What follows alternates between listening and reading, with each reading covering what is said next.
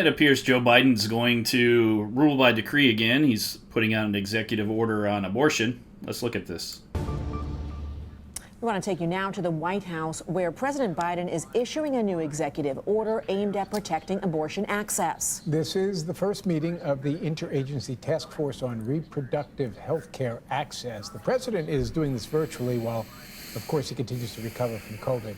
Let's listen in. Prescriptions that they've always filled before. A tragic case of rape survivors, including a 10-year-old girl forced to travel to another state for care, wiping out the right to choose on whether you have incest, incest, or having a rape, this is just extreme. I believe that tale has been proven to be slightly false. There's details in that where an illegal immigrant was the rapist and he wasn't reported properly by the doctor. I guess the doctor could face criminal charges. There's a whole mess surrounding that whole thing, and that's one of the things about abortion laws that typically falls by the wayside is no one's looking out for people that are victims in these cases. It's just let them have an abortion and let the Planned Parenthood sell the baby and the parts and everything else like that so that way it can't be used in a criminal trial to prove that who the father was on a 10-year-old girl. There's so many problems with the way this is handled, and I think that's one of the keys to handling, these laws. Take the money out of it. Find some way to make it so that Planned Parenthood can't reap the rewards of selling parts. And if you do that kind of thing, then I think that'd be a good way to approach this kind of stuff. Because if there's no money involved in it, I doubt they would push it as hard as they do. Even the life of the mother is in question. In some cases, in some states, Republicans in Congress and their extreme MAGA ideology are determined to go even further. Extreme MAGAs. Talking about nationwide. I thought it was Ultra MAGA. Now it's Extreme MAGA. Just keep changing it around there, Joe. One of the things about your rights under these things is they can put it in the wording where it's like the health of the mother.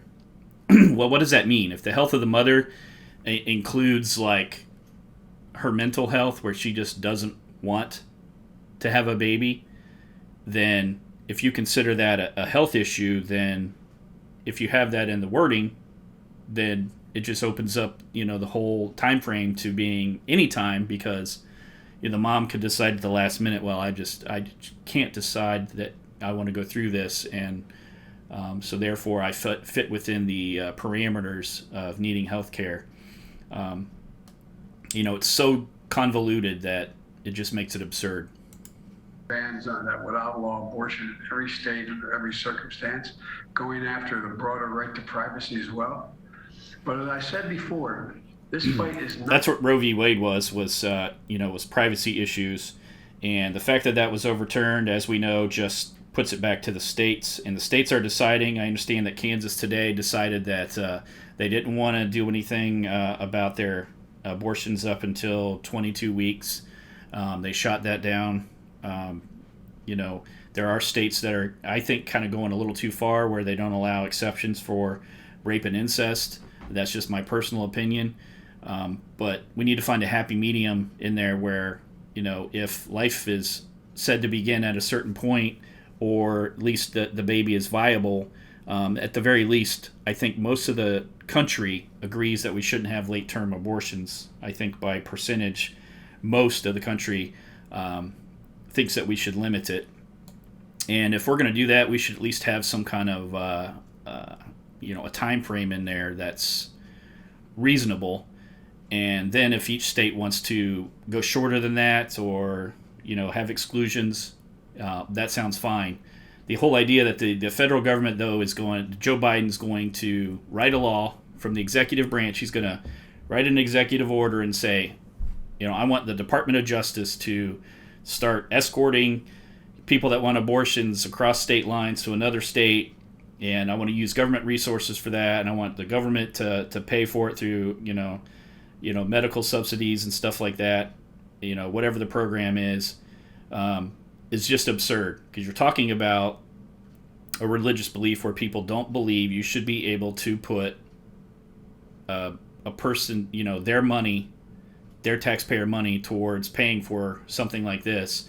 And it becomes a slap in the face for that because, these programs are supposed to be, the Planned Parenthoods of the world are supposed to be very inexpensive because they basically sell the baby parts and they make a profit.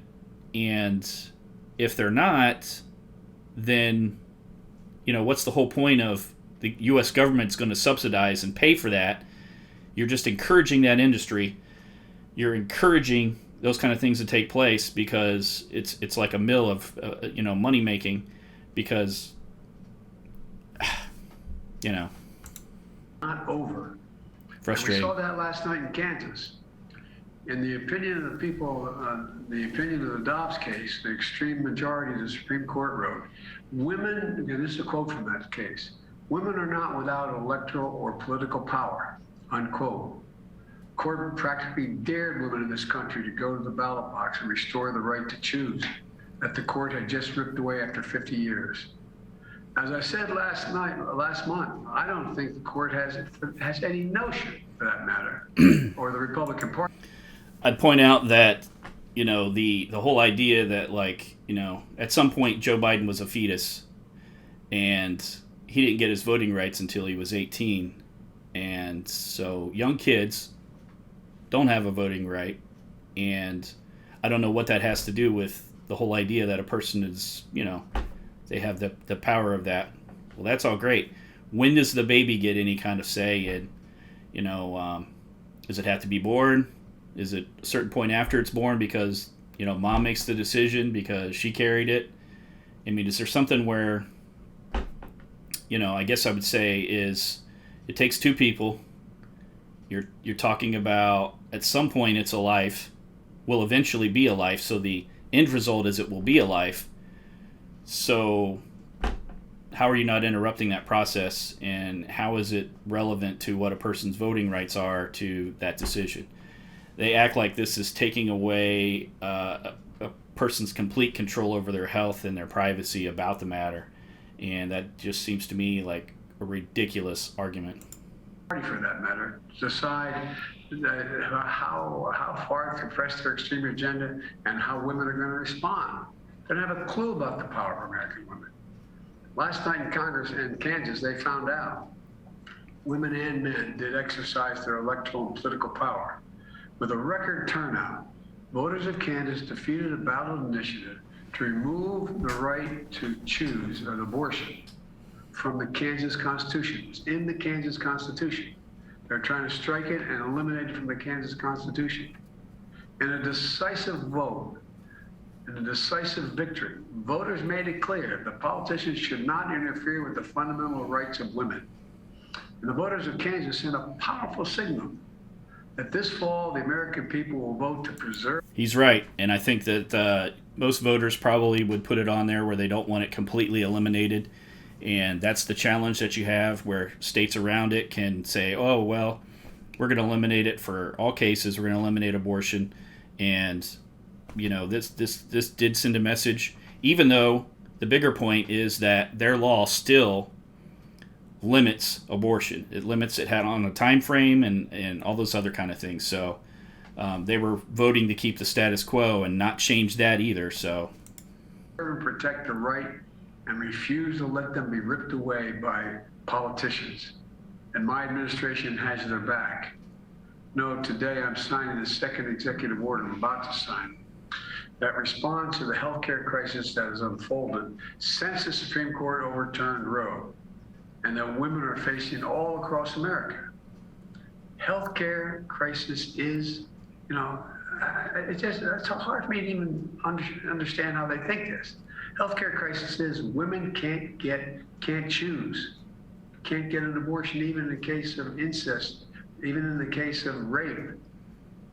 But it goes beyond that.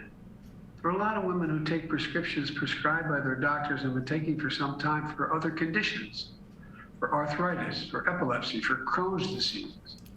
And in many cases, these prescriptions are not being filled. Say a 25-year-old woman, her doctor prescribes medication for epilepsy. She's been doing it for a while.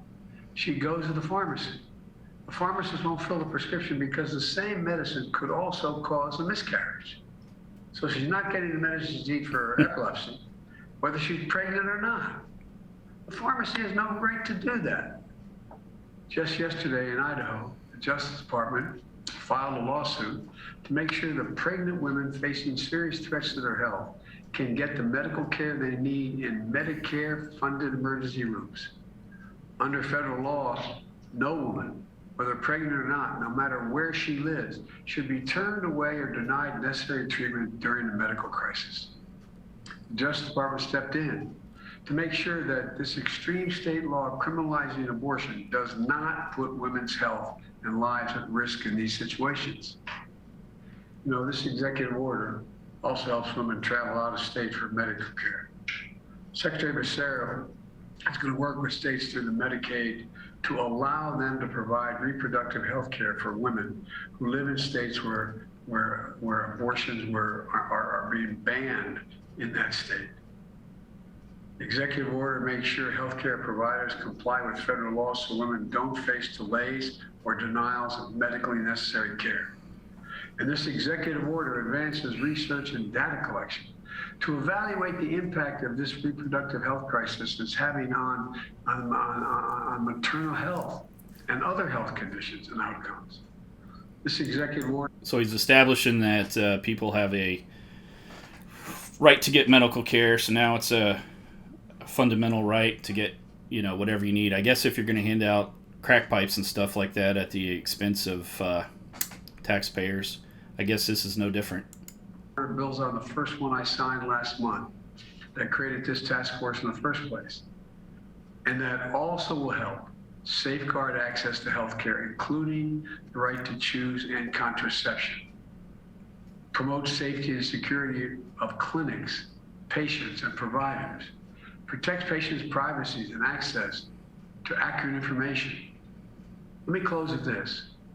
Beyond the actions you're taking, I know that along with Kamala, many of you have been traveling the country listening to women, healthcare providers, legal experts, state and local officials and legislators, and others, so that we are doing all we can in my administration to protect the rights of health and safety of the people of this country.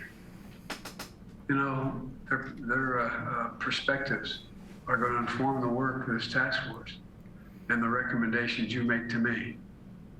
I believe Roe got it right. It's been the law for close to 50 years.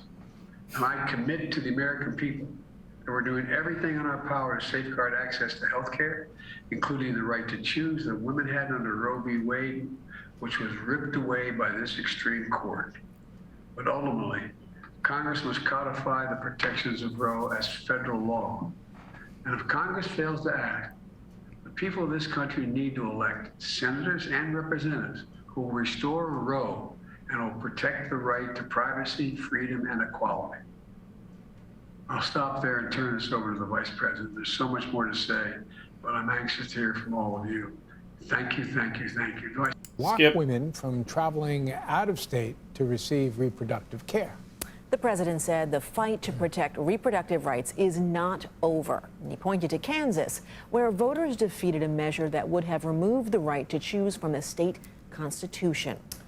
Here to discuss is CBS News political contributor Zeke Miller. He's a White House reporter for the Associated Press. Zeke, thanks for joining us. He's an expert on abortions. Does this executive order provide patients and medical personnel, and how are you going to enforce something like this? By itself, this order doesn't do much. It directs federal agencies, the Department of Health and Human Services. And good, because it's an executive order from the executive branch. It is not a lawmaking branch of the government. The Department of Justice to take actions to try to make it, to try to provide protections for women seeking abortions in places where there are state restrictions. But by his own pen, the president can't do very much at all.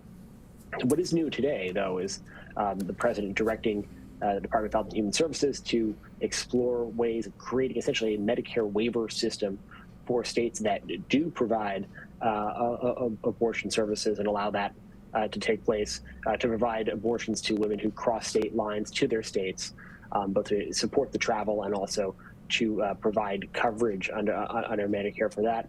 That program hasn't been written yet. The devil there will be in the details. So this is the president, sort of trying to strike a symbolic victory, showing his administration working on this issue. But as the president himself has said several times since the Supreme Court ruled a couple of months ago, by his own hand, that he's very constrained in terms of what he can do.